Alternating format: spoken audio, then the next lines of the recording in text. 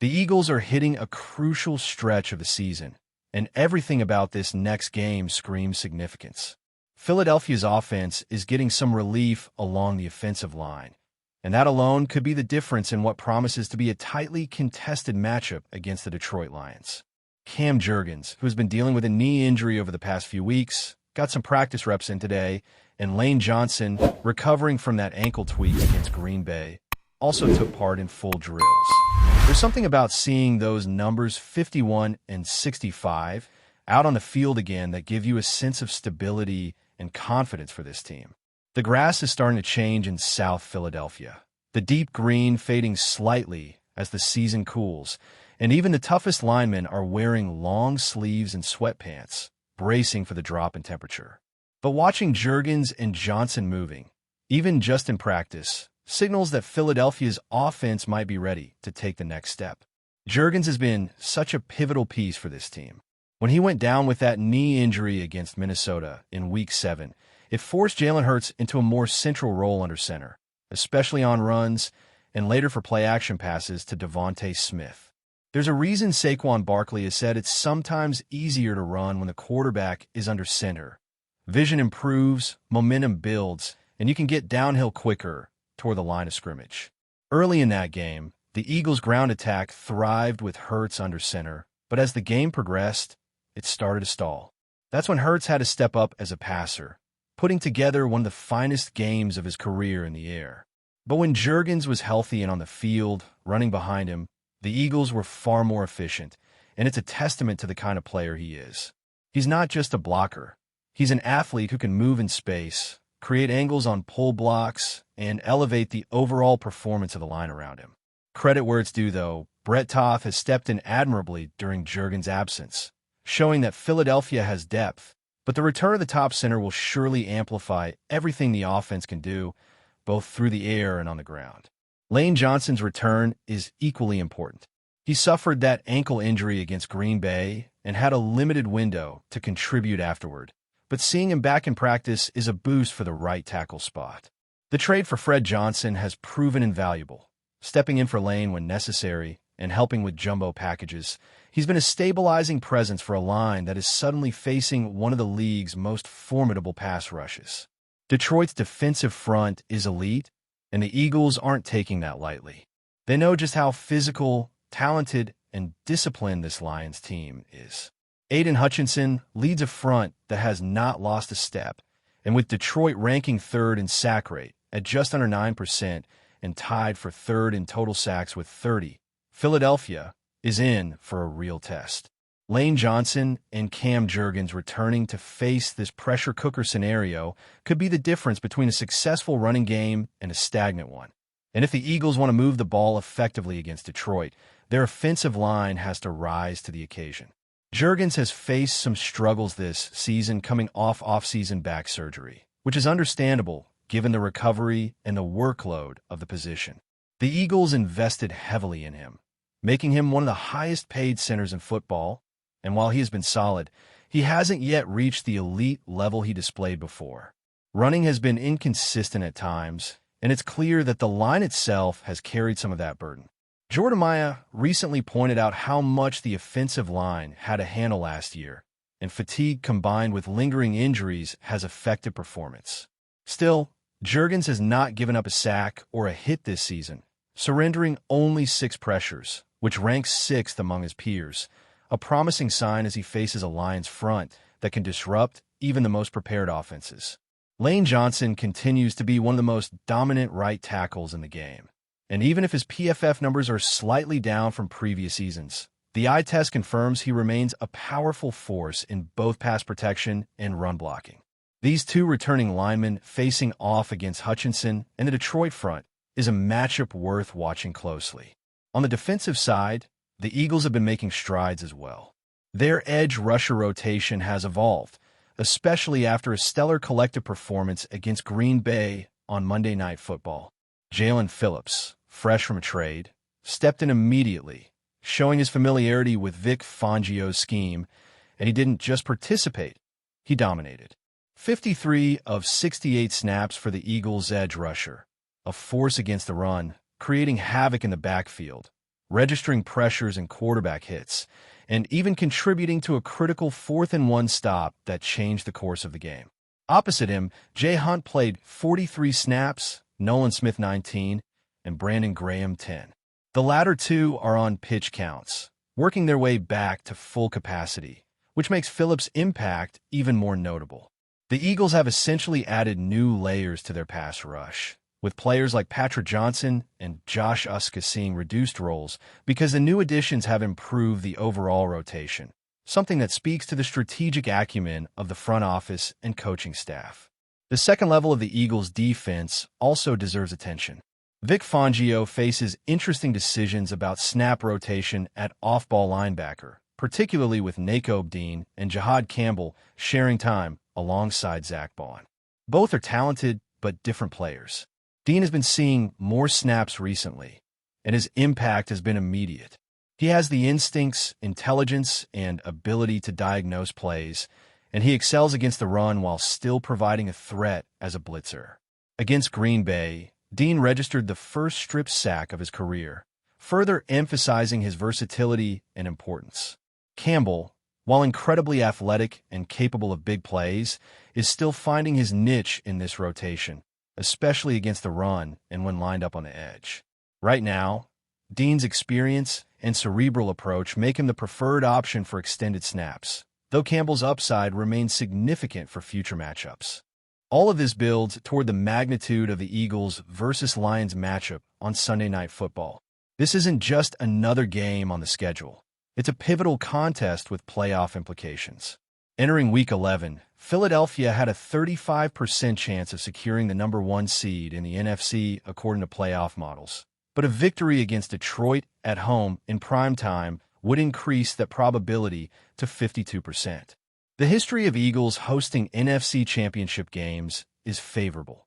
They're undefeated in 4 previous home appearances, and Lincoln Financial Field has long been one of the toughest venues for visiting teams, particularly as the temperature drops in late season. Securing the top seed would not only provide a tactical advantage, but also position the Eagles as legitimate contenders to defend their Super Bowl title, an objective that depends on both their offensive line holding firm and the defense creating pressure and stops when it matters most. The depth and versatility of the Eagles roster are coming into focus as the team prepares for this massive matchup against the Detroit Lions. One of the most fascinating aspects of Philadelphia's defense has been how quickly new additions like Jalen Phillips have integrated into the system. The trade that brought him in was a bold move, but it paid immediate dividends. In his first game for the Eagles, Phillips played more snaps than any other edge rusher, and his impact was undeniable. He set the edge against the run with precision and violence, disrupted the quarterback with multiple pressures and hits, and even contributed to a turnover in a critical moment of the game. Watching Phillips in action, you can see the blend of technique and raw power that Vic Fangio values so highly. He's not just a pass rusher. He's a defensive weapon, capable of influencing the game in multiple ways. His presence gives the Eagles an edge that opponents will have to account for, and it changes how offensive coordinators plan against Philadelphia's front. Alongside Phillips, the rest of the Eagles' edge rotation is steadily coming together. Jay Hunt continues to see significant snaps, and although Nolan Smith and Brandon Graham have limited roles due to pitch counts and recent returns from injury or retirement, they are gradually increasing their involvement. This staggered usage not only keeps them fresh, but also allows younger players like Phillips to take on more responsibility while still maintaining a high level of performance. The transformation in the Eagles' pass rush over the past few weeks has been remarkable. Players who were previously integral to the rotation, such as Patrick Johnson and Josh Uska, have seen reduced snaps because the new additions and strategic adjustment have strengthened the overall defensive front. This evolution speaks volumes about the Eagles' front office, coaching, and player development. They have created a situation where the defense can maintain intensity without relying solely on a few individuals. And that balance is crucial as the season heads into its most decisive stretch. On the second level, the linebacker situation is equally intriguing. Nakobe Dean has emerged as a true difference maker for the Eagles. His understanding of the game, football intelligence, and instincts allow him to read plays before they fully develop, making him a formidable presence against both the run and the pass. Dean has consistently demonstrated the ability to execute blitzes with timing and precision while still remaining effective in coverage, which is a rare combination for any linebacker, let alone one in just his rookie contract's final year. Jahad Campbell, meanwhile, brings a different set of tools to the table. He is explosive, athletic, and capable of creating big plays in space, though his effectiveness can be limited when matched up against larger offensive linemen or when asked to play the edge against power-running schemes. For Vic Fangio, the challenge is balancing snaps between these two talented athletes. Right now, Dean's experience, consistency, and football IQ make him the preferred choice for extended playing time, but Campbell's upside ensures that the Eagles maintain flexibility and the potential to create mismatches in critical situations. This depth in the linebacker core adds another layer to Philadelphia's defensive strategy, giving them the ability to rotate effectively without a drop-off in production. Looking deeper at the defensive scheme, the Eagles have refined how they deploy their personnel to maximize impact. Their approach is methodical, combining discipline with opportunism. Edge rushers like Phillips are not just tasked with chasing the quarterback. They are integral to the run defense, setting the edge and forcing plays back inside toward the linebackers. Meanwhile, players like Dean are free to read and react, applying pressure, covering zones, and assisting in run stops as needed. This multidimensional approach is one of the reasons the Eagles' defense has been so effective despite a few injuries and absences.